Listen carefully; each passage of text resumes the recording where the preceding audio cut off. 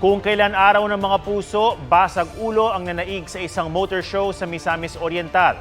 Ang sinasabing ugat ng gulo, isang lalaking lasing umano at naghahanap ng away. Panoorin ng hulikam na kuyog sa report ni Darlene Kai.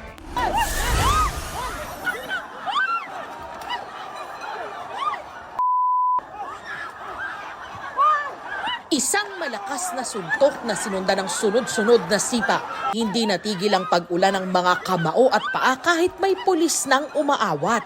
Ang bugbuga nangyari sa gitna ng isang event ng mga tri-cab o tricycle sa Tagoloan, Misamis Oriental gabi ng Sabado, Valentine's Day.